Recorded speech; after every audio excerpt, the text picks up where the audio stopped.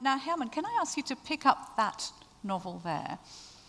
And could I ask you to read what you wrote on the back? This is the master quota. Yeah, okay. Yes. Esther Gerritsen, the writer of this book, Esther Gerritsen is the kind of writer whose entire oeuvre you want to read after reading just one book. Or no, after reading even just one page. I don't have to read the rest because it says Herman Koch, author of the dinner. There you go. Could we invite Esther Gerritsen on the stage? So does Herman sort of basically give quotes to friends or... No, only to me. Only to you? Yes. Well, and to Gert Schrever, of course, as well. Of course. It's wonderful, though. And in fact, I want to apologise as well that we don't... This is the first book I have read of yours in English. There are two in English. Yes. This is Roxy, and it's been published by World Editions and been translated by Michelle Hutchison, who is also here tonight. It's one of our favourite translators and colleagues as well. I'll be hearing from Michelle later. But it's extraordinary. Again, you've been writing for about 20 years, publishing novels for about 20 years, and this is the first one I've read of yours in English. How does that make you feel? And not the fact that I've read the first one. I mean, is it important to you that you're translated into English? Does it? I can still remember so easily. I used to be a playwright, and when you write a theater play in the beginning, when you just begin, then you have to put a lot of characters in there because all the family of all the actors will come and see your play. And when you write a monologue, you didn't have a lot of audience. And I still remember the first time that I watched the audience and I thought, whose family is this? And that were the first time that there were strangers visiting to see my play. So it's a bit like that. Yes, it's a bit like that. So I'm still this glad that strangers read my book and not only my family. Well, I hope that after tonight, lots more people read it. It's just fantastic discovery. I mean, these are, as far as I can just tell from this one, and they're basically psychological dramas. Yes. And about possibly difficult women on the whole, young people as well. But this comes, and there's a lot of dialogue. It's very witty, a lot of realistic dialogue as well. And that must come then from the playwriting. It's an easy enough equation, I should think. But you've written how many novels? You've written 6 novels, I think, and plays as well. Yes. And I know you're very well known in the Netherlands. How would you describe your themes and your concerns and all that kind of stuff for an audience who's meeting you for the first time? Once I had an idea and I wrote down. One day I'm going to write a book about a normal character who experienced something normal. No, something out of the ordinary. Oh, right. Oh, okay. Because I always do the opposite. I always I like it when everything that happens comes out of the character because there's something wrong within the person. So that doesn't really happen very much in my books. It's just the way people deal with reality, or like the book before Roxy is called Craving, and it's about a mother and a daughter, and a grown-up daughter, and the mother is dying, and the mother doesn't like her daughter, the daughter doesn't like her mother. That's it. But they both would really like to be a good mother and a good daughter, so they move in with each other. And they torment each other with good intentions.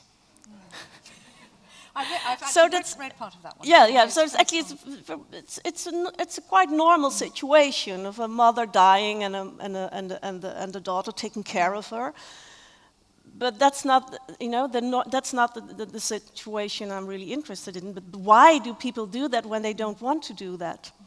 And in this novel, you've got Roxy, who is the protagonist, who, on the face of it, is not a particularly nice person, not particularly likable. But she's quite young. Yes. She married a very rich man, Arthur. Much older. Much older. Rich man, love of her life. And so she met him when she was 17. Yes. And basically she came from a rather boring boring background, but her mother was an alcoholic and father was a truck driver. And so Arthur just whisks her away and transports her to a completely different life. Yes. And then suddenly something happens. Yes, and then, she goes to this different life, and they have a daughter, and then 10 years later, and that's when the novel starts, her husband is killed in a car accident.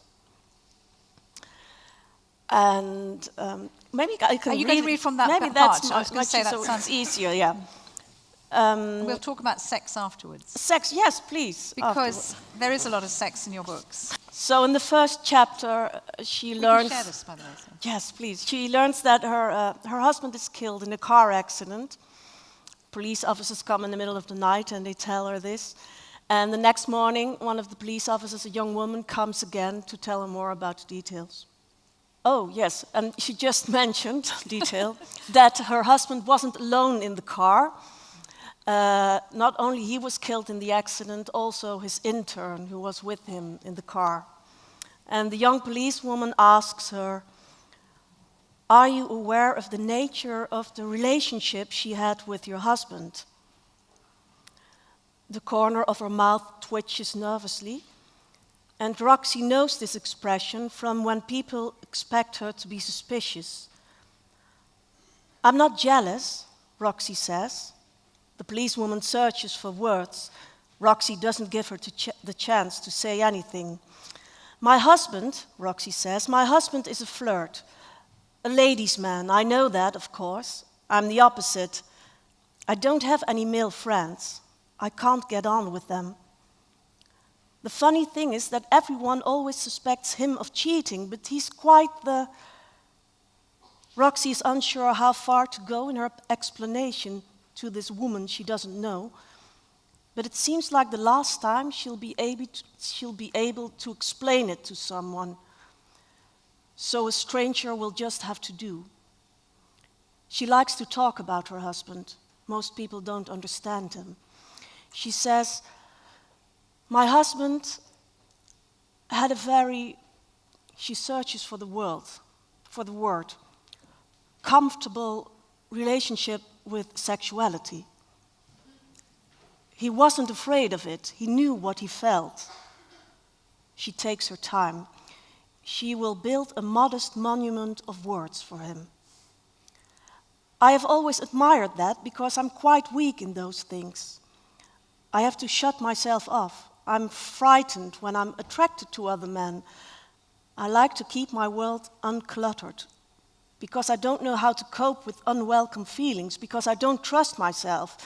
She has only just begun. She laughs scornfully and assumes that the policewoman won't have understood. But something will seep through, and later she'll think back to her words of wisdom.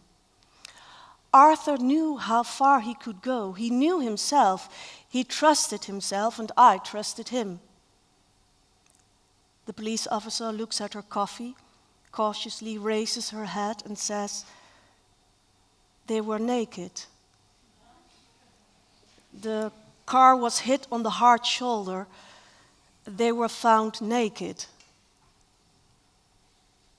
Only now does it occur to Roxy that the word "comfortable" wasn't right.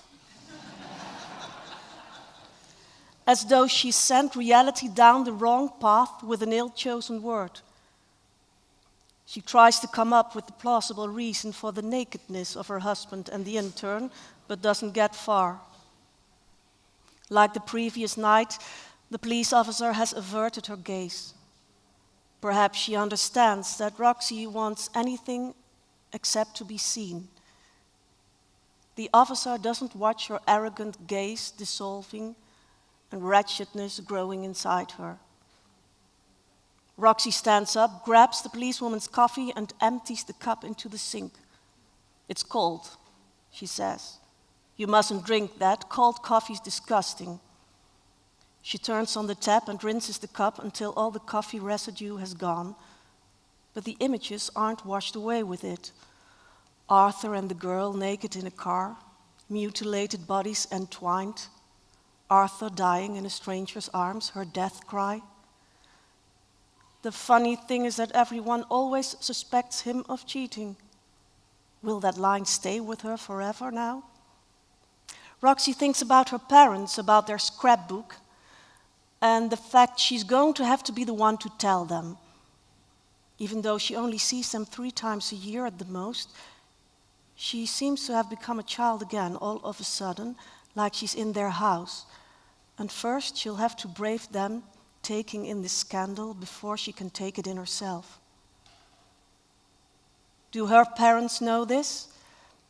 I believe her family went to the hospital last night and they've been told all the details. Details, Roxy says, imagining the details. Is he still in one piece?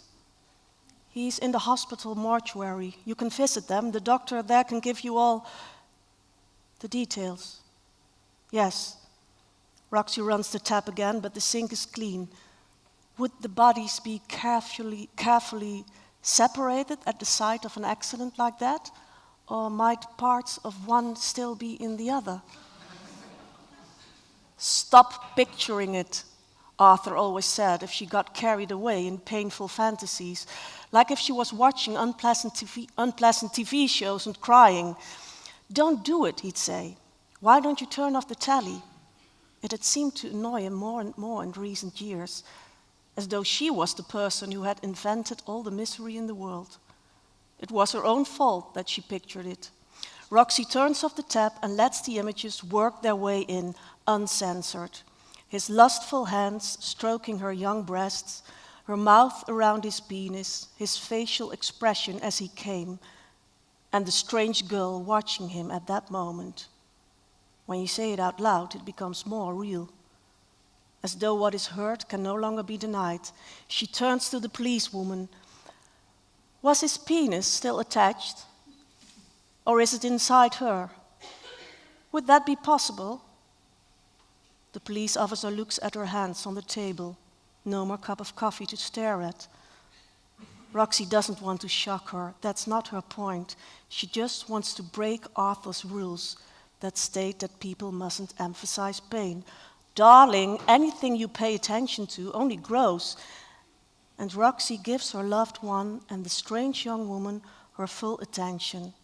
Exactly the thing he would try to dissuade her from doing. She has to do something, doesn't she? That's it. And thereafter, there's a road trip and lots of adventures, if you like, and Roxy sort of finding herself in strange ways. But what I love about this book is that you're not afraid of addressing difficult things, and quite. I think we all ask those questions in our heads, what happens to the body bits and so on too, or, think about, would the penis still be attached? Yes, but we wouldn't ever say them. So you're very brave. But do you find it difficult writing about sex? Because your books are sort of known for being quite raunchy, quite sexy. Do you find it difficult writing about sex, or do you enjoy it? I enjoy it. I used to be very much afraid of that. I remember when I was a student, I was thinking that as long as my parents are alive, I can never write about sex. Are they still alive? Yes. It's so strange to grow into it. And then, and I still remember when the book before this, which had a lot of sex scenes, and that my mother phoned me and she said, well, I had to. I don't know if this expression is existing in English. When you find something difficult, you say in Dutch, "Ik moet wel even slikken." I have to swallow. And so I don't know. So she said, I really had to swallow when you write about blowjobs. Yeah. And I told this in a television show. And then the television show got this quote and put it on a newspaper, like quote of the week. And I phoned my mother, Mom, you're in the newspaper. Oh. And was she secretly pleased? Yes, Yes. I think so. I know, that's what it takes. She always laughs really hard when it goes. And what are you writing at the moment? I'm writing a movie and a novel about religion. In the same vein, you mean sort of addressing difficult issues in religion? Yes, or, addressing difficult or issues. a history of the Protestant Church. I'm only on page 50, but there's no sex yet. But you know what happens. Yeah. Helen, what are you writing at the moment? I know you've got a book out, The Ditch. Right. I suppose, is that being translated as we speak, more or less? Not yet, No? no. No? No, not at the moment. No, but I know a very good translator. But Thank you. anyway, that'll be the next one, I should imagine. What are you working on at the moment? If we've got religion, have you got a good topic? well, I don't know. There's now in March. There's the National Book Week, and in Holland there's a free book they give away at the National Book Week. And last year, Esther wrote this small novel, which is given as a present if you buy for like £10 books. And this year I have written this free novel great just tradition. to give away. Yeah. Wonderful. So that's the most recent thing I did, and now I'm working on something else. Thank you so much, Esther Gerritsen. Thank you, Sam Garrett. Thank you, Herman Koch, for the moment. Thank you very much indeed. Thank you.